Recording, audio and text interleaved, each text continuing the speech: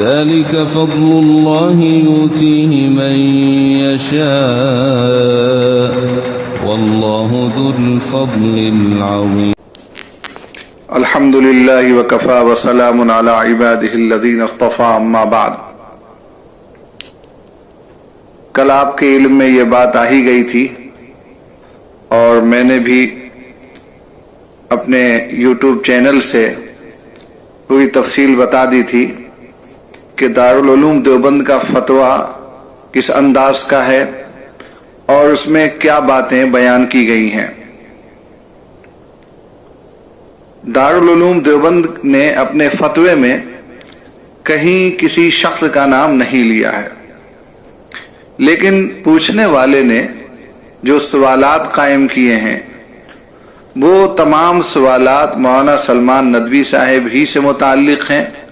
چنانچہ social media پر جیسے ہی دارالعلوم کا فتویٰ عام ہوا، یہی مشہور ہوا، یہی پھیلایا گیا، یہی سمجھا گیا یہ فتویٰ مولانا سلمان ندوی صاحب کے خلاف ہے.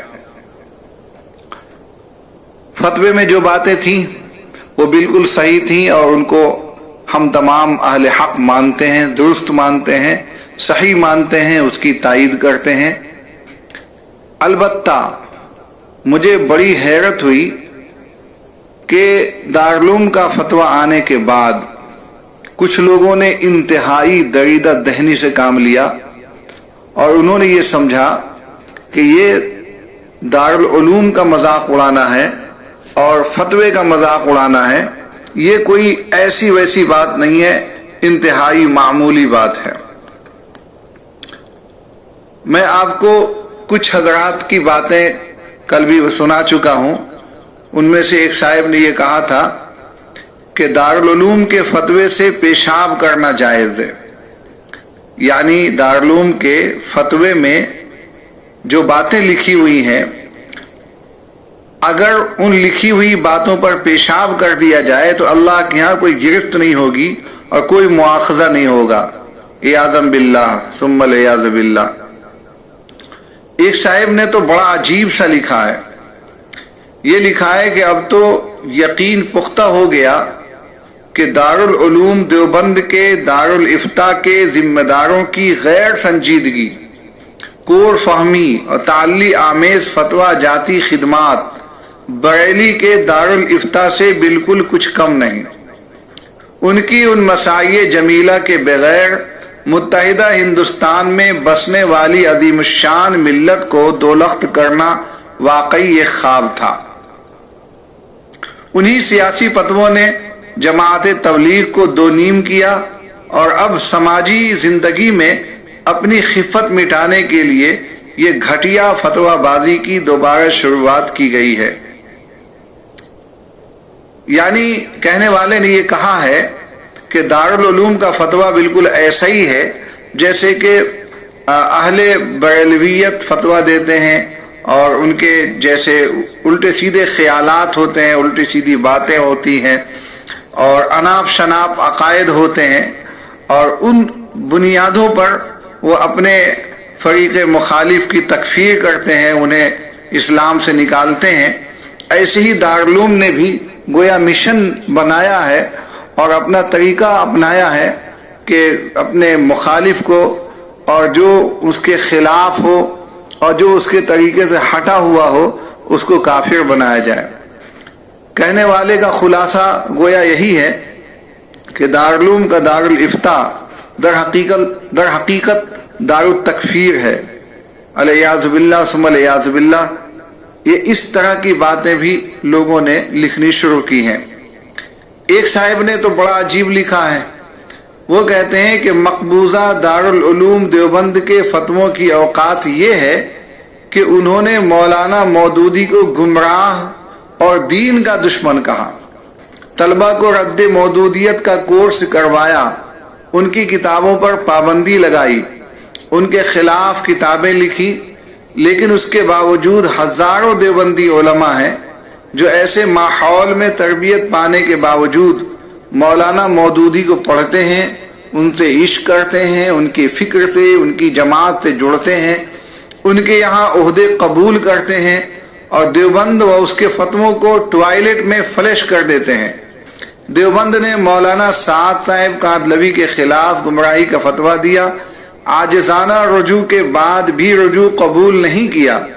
ان کے خلاف گنڈے مولویوں و مفتیوں کی کتابیں تک بازار میں آ گئیں، لیکن اس سب کے باوجود ہزاروں دیوبندی فضلاء تبلیغی جماعت اور مولانا سعد صاحب کے ساتھ ہیں اور اپنے علاقوں میں ان کی تحریک کے ذمہ دار ہیں۔ خود دیوبند کے تربیت یافتہ لوگوں نے اپنی مادر علمی کے فتویٰ کو قابل التفات نہیں سمجھا۔ دیوبند کی اسلام پر ڈکیتی اور ہندوستانی مسلمانوں کی ٹھیکیداری اور لوگوں کے ایمان و عمل پر بپوتی کی اب کوئی حیثیت نہیں ہے۔ اس طرح کی باتیں لکھی ہیں گویا کہ دارالعلوم دیوبند کا دارالافتاء ڈکیت ہے، ڈاکو ہے، اور اس کے فتوے ٹوائلٹ میں فلش کیے جاتے ہیں۔ اسی طریقے سے یہ مفتیان کرام اور فتویٰ دینے والے، لکھنے والے، یہ سب کے سب گنڈے ہیں، اور یہ ان کی اوقات اتنی ہے کہ ان کے فتووں کو انہی کے لوگوں نے نہیں مانا اور انہیں مسترد کیا ہے۔ مجھے بڑی حیرت ہوتی ہے کہ فتویٰ جو کہ انتہائی بنیادی چیز ہے اور ضروری چیز ہے اور دین کو سمجھنے کے لیے لازمی چیز ہے، اس کے خلاف لوگوں نے ایسی ایسی زبانیں استعمال کی ہیں اور قلم چلائے ہیں العلمان والحفیظ۔ بڑا ڈر لگتا ہے، وہ یہ نہیں سوچتے کہ اس طرح کی باتیں کرنا در حقیقت ایک مسلمان کو اسلام سے نکال دیتا ہے۔ فتویٰ کیا چیز ہے؟ فتویٰ کے لغوی معنی ہے کسی سوال کا جواب دینا، سوال خواہ شرعی ہو یا غیر شرعی، لیکن بعد میں فتویٰ شرعی حکم معلوم کرنے کے معنی میں خاص ہو گیا۔ قرآن و حدیث میں فتویٰ، افتاء، استفتاء کے الفاظ متعدد مواقع پر آئے ہیں۔ کلام پاک میں سورہ یوسف آیت نمبر 41، 42، 43، سورہ نمل آیت نمبر 27 میں یہ الفاظ مطلق جواب حاصل کرنے کے لیے استعمال ہوئے ہیں، جبکہ سورہ نساء آیت نمبر 12 اور آیت نمبر 176 میں شرعی حکم معلوم کرنے کے لیے اس کا استعمال ہوا ہے۔ مسند احمد کی حدیث نمبر 17313 میں ہے، الاسم ما حاک فی صدرک وَإِنْ أَفْتَاكَ النَّاسُ عَنْهُ، کہ گناہ وہ ہے جو تیرے دل میں کھٹ کے اگرچہ لوگ اس کے خلاف فتویٰ دیں، اگرچہ لوگ اس کے خلاف بتائیں۔ اور مسند دارمی کی حدیث 159 میں اجرؤکم علی الفتیا اجرؤکم علی النار، اس میں بھی لفظ فتویٰ آیا ہے کہ جو آدمی فتویٰ پر جری ہوگا وہ جہنم میں اسی جرأت کے ساتھ جائے گا۔ شریعت کی اصطلاح میں زندگی کے کسی بھی شعبے سے متعلق پیش آمدہ مسائل میں دینی رہنمائی کا نام فتویٰ ہے۔ بالفاظ دیگر کسی بھی مسلمان کو کوئی مشکل مسئلہ پیش آئے تو اس کے استفسار پر قرآن و حدیث اور ان سے اخذ کیے ہوئے اصول و تشریحات کی روشنی میں علماء دین اور مفتیان کرام جو حکم شرعی بتاتے ہیں اسی کا نام فتویٰ ہے۔ فتویٰ کسی عالم یا مفتی کی ذاتی رائے کا نام نہیں کہ جس پر عمل کرنا ضروری نہ ہو، بلکہ فتویٰ قرآن و سنت کی تشریح کا نام ہے جو ایک مسلمان کے لیے واجب العمل ہے۔ فتویٰ اور مفتی کی اہمیت کیا ہے، ذرا اس کو سمجھیے۔ کلام پاک میں اولو الامر کی طرف مراجعت اور ان کی اطاعت کو واجب کہا گیا ہے۔ ایک تفسیر کے مطابق اولو الامر سے مراد علماء اور فقہا ہیں۔ علامہ ابو بکر جساس رحمۃ اللہ علیہ نے جابر ابن عبداللہ اور عبداللہ ابن عباس رضی اللہ تعالی عنہما سے نقل کیا ہے کہ اولو الامر سے مراد علماء و فقہا ہیں۔ اسی طرح بعض دیگر آیات سے بھی علماء کی اتباع اور شرعی احکام کو معلوم کرنے کے لیے ان کی طرف مراجعت کا حکم معلوم ہوتا ہے۔ یہ قرآن پاک اور حدیث، اسی طریقے سے اجماع قیاس، اس سے جو چیزیں مستنبط ہوتی ہیں، ان سے جو شرعی حکم معلوم ہوتا ہے، فتوے کا مذاق اڑانا گویا کہ شریعت کے حکم کا مذاق اڑانا ہے۔ فتویٰ کسے کہتے ہیں؟ ڈاکٹر شیخ حسین ملاح نے فتویٰ کی تعریف ان الفاظ میں کی ہے: پیش آمدہ واقعات کے بارے میں دریافت کرنے والے کو دلیل شرعی کے ذریعے اللہ تعالیٰ کے حکم کے بارے میں خبر دینے کا نام فتویٰ ہے۔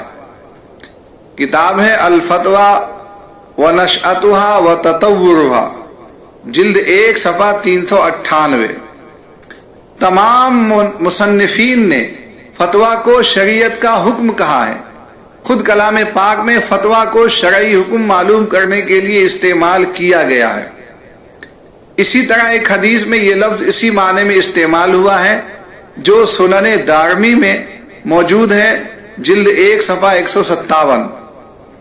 فتویٰ اگر ایک رائے ہے تو وہ مفتی کی کوئی اپنی رائے نہیں ہے، بلکہ شرعی رائے ہے جو ہر حالت میں واجب العمل ہے۔ آپ ہی انصاف سے بتائیں، اگر کسی پوچھنے والے نے کسی مفتی سے نماز کے لیے وضو کے تعلق سے پوچھا اور مفتی نے وضو کو نماز کے صحیح ہونے کے لیے شرط بتا دیا، تو کیا مفتی کا یہ فتویٰ صرف ایک رائے کی حیثیت رکھے گا جس کا ماننا ہر ایک کے لیے واجب نہ ہو؟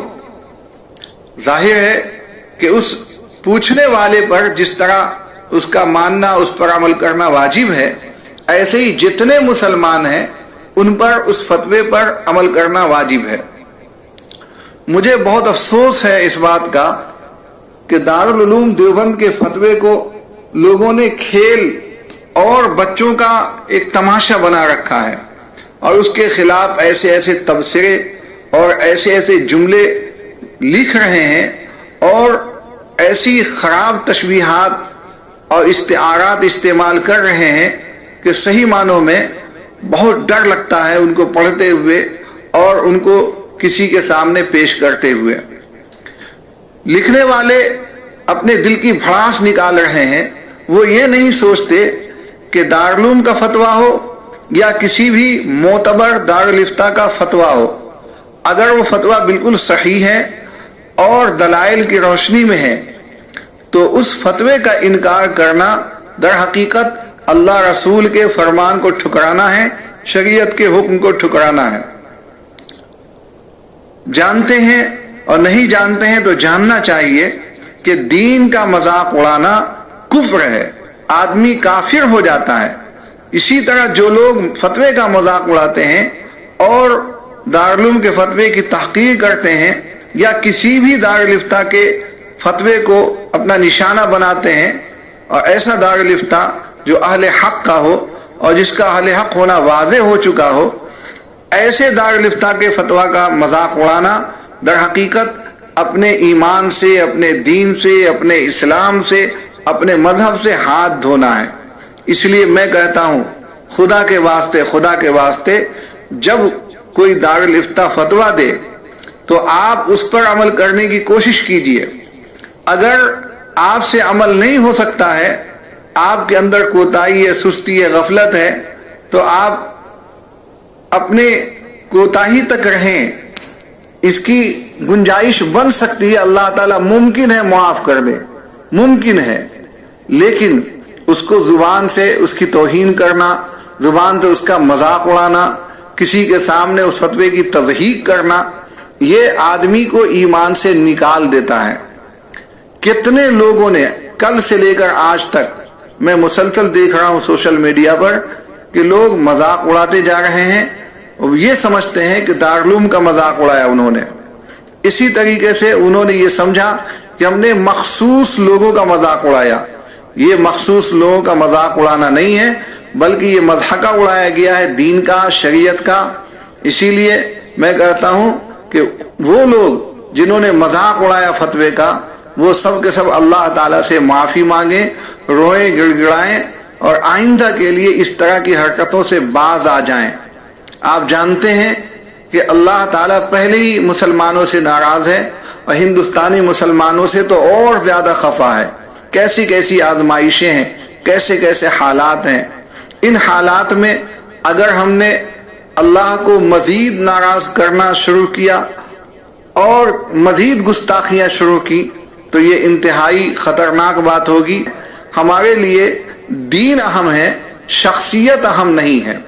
اگر ہم کسی شخصیت کو مانتے ہیں لیکن ہندوستان کا دارالفتہ اور مسلمانوں کی مرکزی درسگاہ اور مسلمانوں کا علمی دارالسلطنت اگر اس کو گمراہ سمجھتا ہے، فاسق سمجھتا ہے، اہل سنت والجماعت سے خارج سمجھتا ہے، تو پھر ہمیں اسی کے ساتھ چلنا چاہیے اور شخصیت سے باز آنا چاہیے۔ یہ شخصیت پرستی انتہائی خطرناک چیز ہوتی ہے۔ آدمی خود گمراہ ہوتا ہے، دوسروں کو بھی لے ڈوبتا ہے۔ اللہ تعالی ہم سب کو سمجھ عطا فرمائے، اس طرح کی بدگوئی سے اور اس طرح کی فحش کلامی سے ہم سب کی حفاظت فرمائے۔ وآخر دعوانا الحمد للہ رب العالمین۔